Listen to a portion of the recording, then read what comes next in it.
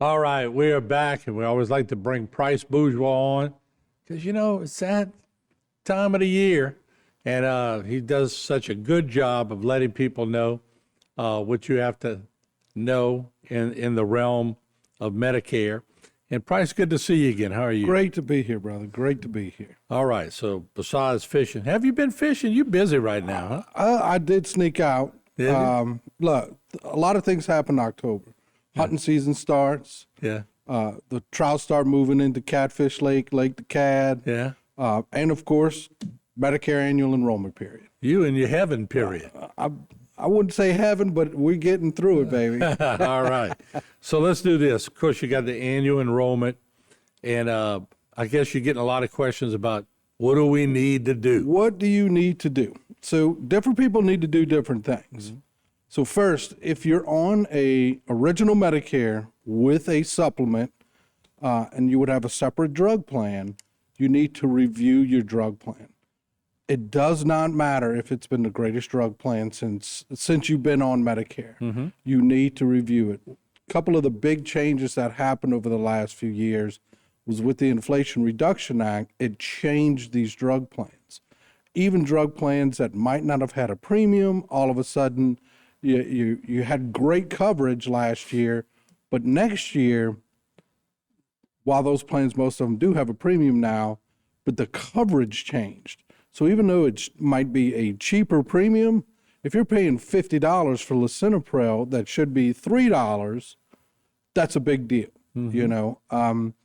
So definitely check your drug plan. What's one of the things that kind of gets me irked is a lot of agents, they'll sell you a supplement. They don't review your drug plan with you. An ongoing service with us, if you're our client, we will review your drug plan every single year. In fact, we send you something saying, hey, review your drug plan. I can tell you there's, from local people to national people, there's a lot of upset people on Medicare finding out that their drug plan is all on them.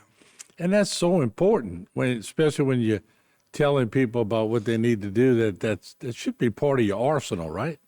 Absolutely. And what's bothering is a lot of people say, well, I don't take anything. Today you don't take anything. Maybe tomorrow. 5 years from now. Yeah. And especially nowadays, a lot of people may not have big health issues, but those eye drops, some of those eye drops, they're tricky to find. And you got to match all that up, make sure you're not overpaying for one thing. So it You're sort of can be like a an little- air traffic controller. I don't know if I'm that detailed, but my clients are going to get those reviews done every single year. Now, let me ask you, what about the Medicare Advantage plan? We talked about that before, but it's important that we sort of brainwash people about that. You have to be careful with that. Medicare Advantage plans, that's going to be a combined. You have one card you use for your prescriptions and you use for your doctors. You probably pay some type of copay for specialists, stuff like that. Those plans have some changes as well. Typically, what we'll see on those increased costs for things like MRIs. Some of the drug deductibles go up. And even in some cases where now they require that you get a referral from your primary to see a specialist. That's a big change for a lot of people. And they're going to be shocked come January. Now, let's talk about this. This is important. The flex cards and the Part B give backs. Can you re-explain that? So a lot of the marketing. Okay. So the flex cards, first off, the flex cards, that's changing. If you're on a Medicare Advantage plan, maybe you get what's called the Medicare Savings Program, where you don't pay a Part B. You get this flex card. Well, next year, again, Inflation Reduction Act took away the health, I can't remember what it's called, but anyway, it took away that program where these people automatically got that. Well, now you have to have a certain chronic condition or at least one chronic condition to be able to get that. That should be happening automatically, but you might get something in the mail saying, hey, you need to get your doctor to recertify this. That is not a fake letter. But more importantly, the phone people and a lot of these people that are running around, they're going to talk to you about getting part of your Part B paid. If you're getting just partial Part B paid, watch out. There's probably some high copays that you're about to deal with. Let's talk about those that may be going to Medicare soon. Isn't there a December 7th deadline? Absolutely not. If you're new to Medicare, let's say you're working right now, Because that's what's going around. that's what's going around. Right. People, I'm getting phone calls. Oh, I have to do it now. I'm retiring in January.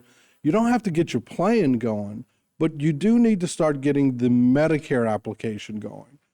It's a little bit different. There might be paperwork that you have to turn in. So definitely want to sit down with somebody, walk through that, but it has nothing to do with December 7th. So if Very somebody important. tells you December 7th, start looking somewhere else. That you correct. Yeah. They're confusing AEP, and I'm going to use another acronym, IEP, which is initial enrollment period. You have all the way until December 31st to pick a plan. Don't do that. You're not catching me on December 31st. I'll probably be fishing or maybe getting ready for the new year. There you go. What's the biggest red you ever caught? Oh, easily in the high 30s, low 40s. Boy, they're But fun. They're fun. they're fun, but after 2, you're done with You're that. tired. Price, I appreciate it. Thank you so much for clearing those things up, and we appreciate you coming by. Can't wait to do it again, brother. All right, Price Bourgeois, ladies and gentlemen. We'll take a break. We'll have a lot more. Give him a call. We'll be back.